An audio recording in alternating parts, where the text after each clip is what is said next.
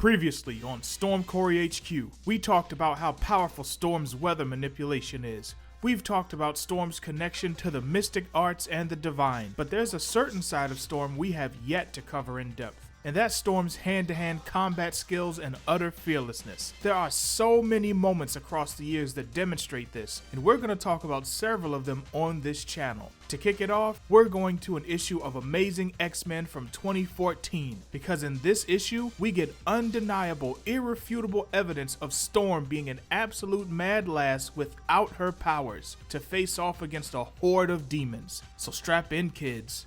We're going to hell. Let me show you something!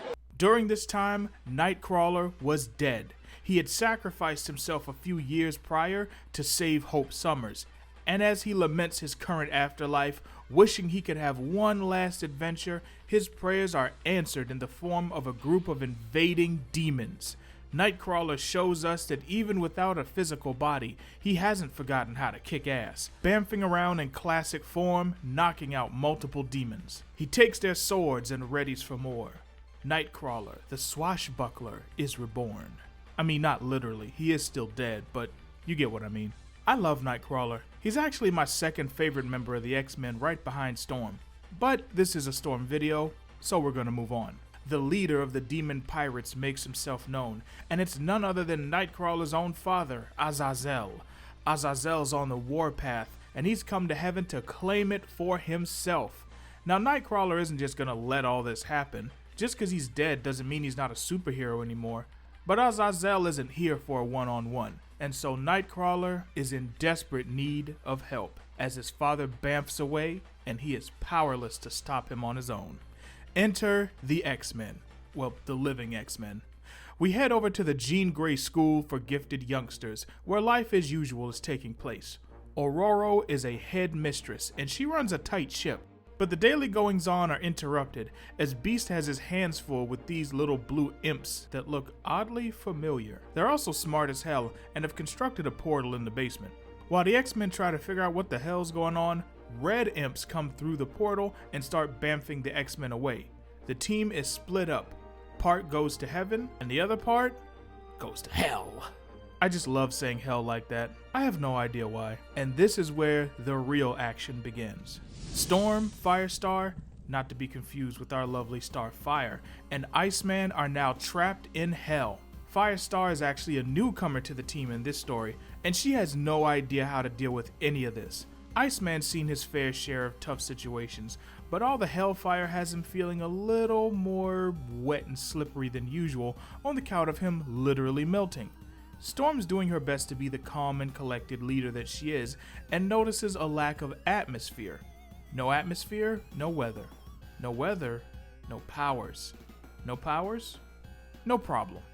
This is Storm we're talking about here.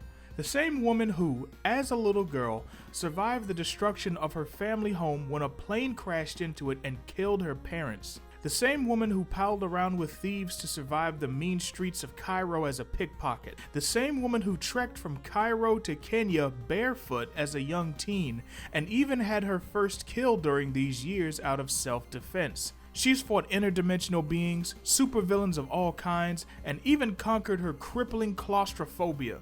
This is light work. A pirate ship rolls up, and demons begin bamfing off the decks and down to face the X-Men. Firestar and Iceman are in no condition to fight on their own, but luckily for them, they have Storm on their side. Firestar asks which one of these guys they're supposed to fight.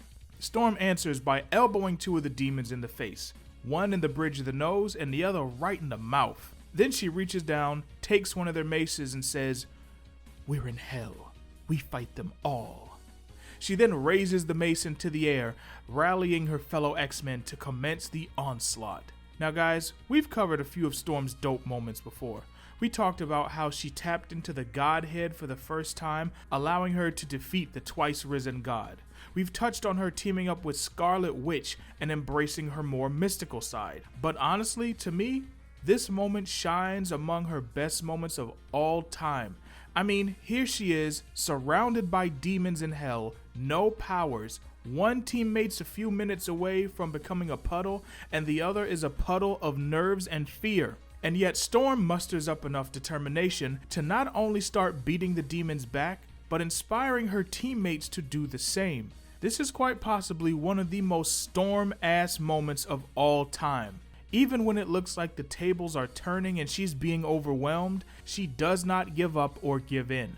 She finds her second wind, no pun intended, and starts begging for more demons to be sent her way after she pummels those guys. But as Storm and the others continue to make their way through the horde, a net is released over Storm's head, and she's teleported up to the ship, coming face to face with none other than Billy the Kid himself, in demon form of course, who is one of Azazel's lieutenants. Iceman and Firestar try to make their way up to Storm. It looks like they're gonna fall at any minute, but Iceman reaches down deep and ends up freezing the entire corner of hell that they're in, which, according to the comic book, is actually near the river Styx. The demons are frozen in place, and finally, Iceman and Firestar have a moment to breathe.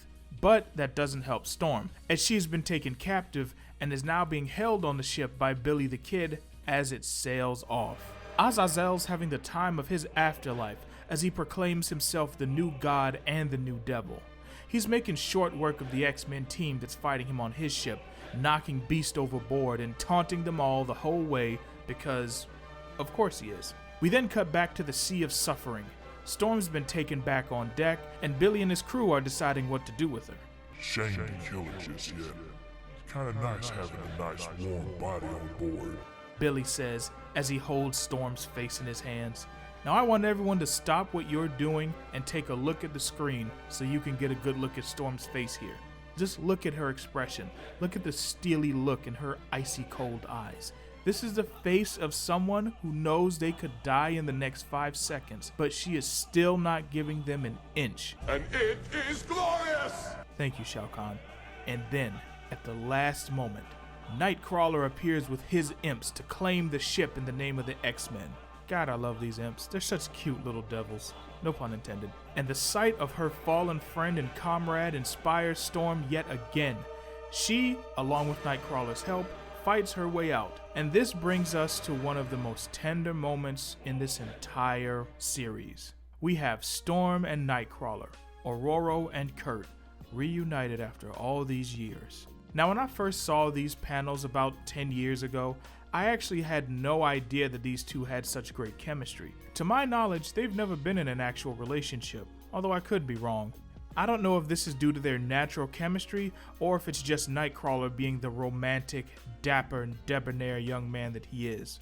But I love this. But as the reunited X-Men continue to fight their way through the rest of the demons, we're treated to a flashback where Storm was actually considering leaving the X-Men because she missed the freedom of living in the Serengeti. Nightcrawler understands, but before she leaves, he wants to show her something. He takes her to a room that he's dressed up in a lot of flora and fauna, which appeals to Storm because, you know, Mother Nature and shit. She's so touched that she actually starts crying, and she agrees to spend the night with him, just wanting to kiss that old handsome fuzzy blue face. And then she tells Nightcrawler that she will stay on the team on one condition, that she stays here with her forever. I just had to include this in the whole moment. I know it's not the same as fighting demons without your powers, but I feel like all of it together equals an Omega mad last moment. Fitting for an Omega level mutant. I mean, we've seen her be fierce, running through demons, staring death and an undead Billy the Kid demon in the face. But after all that, she still allows herself to have a soft moment with her friend, teammate, and at least for a night, her love. It's an absolute mad last moment all around. Let me know what you think about it in the comments, and feel free to recommend your own Storm mad last moment. Extra points if it's one where she didn't use her powers. I'm Animane, here at Storm Corey HQ, your one-stop shop for all things Storm and Starfire. And until next time, keep simping.